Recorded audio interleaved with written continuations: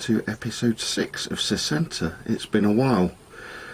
I've started work again on the layout, including relaying a couple of sidings, and I've also done some scenery, so let's take a look.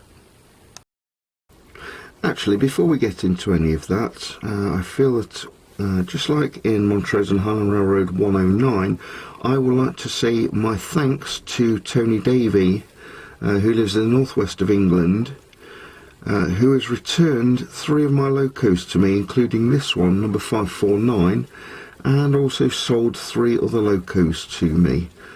549, 552 and a dummy loco 3500, all of them Santa Fe locos, are scheduled to spend most of their lives on this layout from now on. Again, thank you ever so much, Tony. I really do appreciate your kindness and your generosity.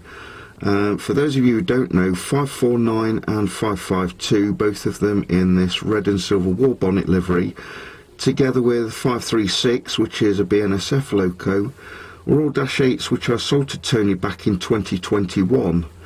I'm really glad to get those 3 locos back into my roster again. Thank you very much.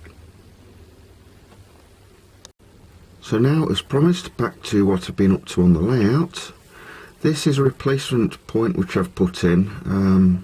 The original one that was here, it developed a fault. I think it was probably about this time last year actually, and I put off working on it because I absolutely hate replacing points and the track work that goes around it. However, when I got down to it, this one was quite straightforward because the 2 tracks coming off it are actually sidings, so I didn't need to slot them in to existing track work or anything like that. So I replaced this point and relayed the 2 sidings into Berwick cement. While I was at it, I put Berwick cement, I put the foundations into the layout a bit better, although I can still see a gap there at the bottom of that silo. And this last week I've been working on landscape around it. I've also ballasted this siding here. This one next to it was ballasted, but I had to pull that up when I put the new point in, so I'll redo that at some point. There's also some scenic work here which I've done,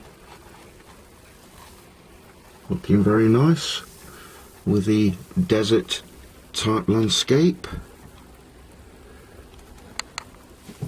And just recently I've started getting this area under the bridge ready for, I don't know whether it'll be a dry track bed or whether it'll be a shallow river going through there at this point. I haven't quite made my mind up, but obviously I'll need to put rocks and plants and so on in there. Sorry, it's not very bright at the back there. I'll need to put rocks and undergrowth, debris in there. And as I say, I don't know whether I'll put water in there or not. It'll probably be a spur of the moment thing, knowing me.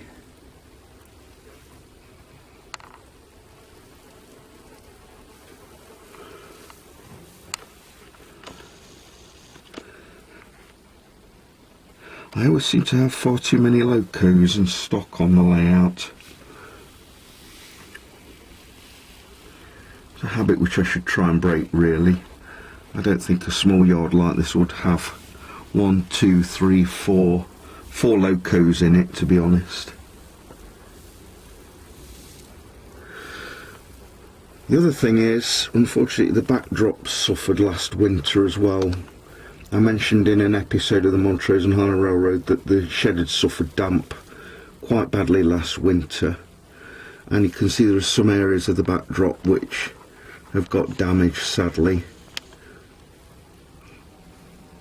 I think I ought to buy a laminator and print them out, laminate them and put that on the wall instead. Try and protect them a little bit.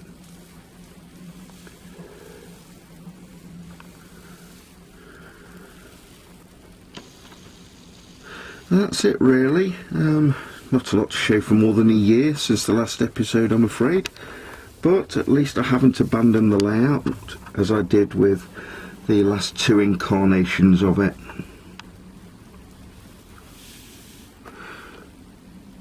So probably the next episode I bring to you, I'll have more of the yard landscaped and maybe have water in the river here.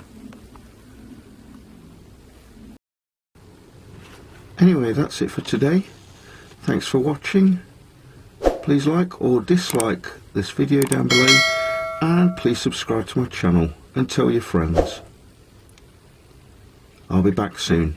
Bye for now.